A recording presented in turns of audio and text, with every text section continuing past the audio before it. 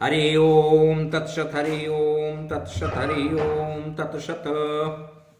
अयोध्या स्थित काली कुलालय में आप सभी सुधी श्रोताओं का हार्दिक स्वागत है। आज वनस्पत तंत्र के क्रम को आगे बढ़ाते हुए मैं एक अत्यंत महत्वपूर्ण वनस्पति दूर्वा, जिसे देहाती भाषा में दूब कहते हैं, उसके विषय में कुछ बताने जा रहा हूं। दूर्वा आद्य देव यानी गणेश जी को अत्यंत प्रिय है और दूर्वा को अर्पित करने का वैदिक मंत्र भी है, इसलिए यह वैदिक वनस्पति है। वैदिक ऋचा का वाचन करते हुए विधिवत यह गणेश जी को अर्पित की जाती है, चढ़ाई जाती है। और इसका वैदिक मंत्र है ओम कांडात कांडात प्ररोहन्ति परुखः परुखः परि एवानो दूर्विप्रथम सहस्रेण सतेन च। भविष्य पुराण के अध्याय 56 में दूर्वा की उत्पत्ति के विषय में भी बताया गया है।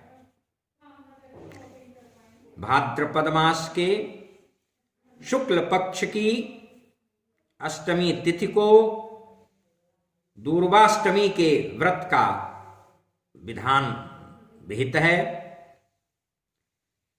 यहां पर महाराज युधिष्ठिर भगवान श्री कृष्ण से पूछते हैं कि लोकनाथ,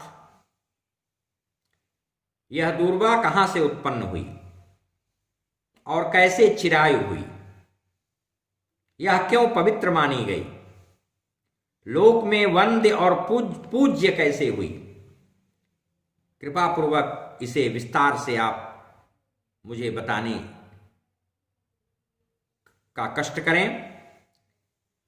रसराज श्री कृष्णचंद्र बोले, देवताओं के द्वारा अमृत की प्राप्ति के लिए क्षीर सागर के मथे जाने पर भगवान विष्णु ने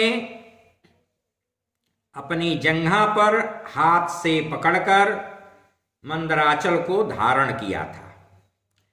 मंदराचल के वेग से भ्रमण करने के कारण रगड़ से, उसके घर्षण से विष्णु भगवान के जो रोम उखड़कर समुद्र में गिरे थे, पुनः समुद्र की लहरों द्वारा उछाले गए और वे ही रोम हरित वर्ण के सुंदर एवं शुभ दूर्वा दल के रूप में उत्पन्न हुए। उसी दूर्वा पर देवताओं ने मंथन से उत्पन्न अमृत का कुंभ रखा। उससे जो अमृत के बिंदु गिरे, उनके स्पर्श से वह दूर्वा अजर अमर हो गई। वह देवताओं के लिए परम पवित्र तथा वंद्य हुई।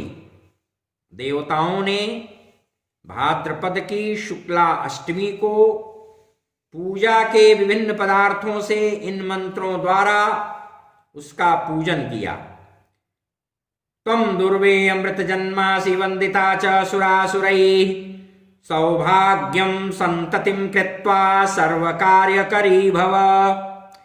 यथा शाखा प्रशाखाभिर्विस्तृतासि महीतले तथा ममापि संतानं देहि त्वम् अजरामरे। भविष्य पुराण उत्तर पर्व 56वें अध्याय का 12वां 13वां श्लोक है यह। इस श्लोक के माध्यम से इसे अमृत स्वरूपा कहा गया है और संतानम देहि त्वम अजरा मरे, ऐसा कहा गया है। देवताओं के साथ ही उनकी पत्नियां तथा अप्सराओं ने भी उसका पूजन जजन किया। मर्त्यलोक में वेदवती सीता दमयंती आदि स्त्रियों के द्वारा भी सौभाग्यदायिनी यह दूर्वा पूजित वंदित हुई और सभी ने अपना अपना अभीष्ट संसिद्ध किया, प्राप्त किया। इस पुराण में इस व्रत पूजन को संतान कारक कहा गया है। दूर्वा औषधीय गुणों से भी युक्त है। सुबह खाली पेट इसके रस का पान यदि किया जाए तो यह व्रण यानी घाव को भर देती है। चेहरे पर और अन्य पदार्थों के साथ इसका मिश्रित लेपन करने से कील मुहासा नाशक सिद्ध होती है और मुखमंडल के सौंदर्य स्निग्धता में वृद्धि करती है। इसमें स्निग्धता भी होती है। इसकी दो प्रजातियां होती हैं।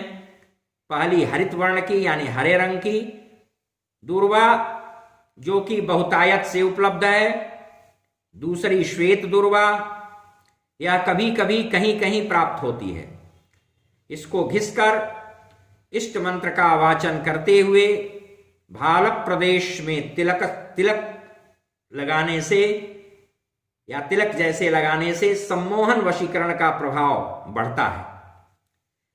सफेद दूब 4 मासा, काली मिर्च 5 मासा, सफेद इलायची 3 मासा और जेठी मधु 4 मासा सबको घोंटकर 7 दिन पीने से बवासीर में अचूक लाभ होता है। श्वेत दुर्वा 4 मासा, घिसा हुआ सफेद चंदन 6 मासा, मिश्री 1 तोला पीसकर चावल के पानी के साथ पीने से दस्त बंद हो जाता है। हरी दूब शीतल, कसैली, कफ पित्त, रक्त विकार, तृषादाह, त्वचा रोग नाशक होती है।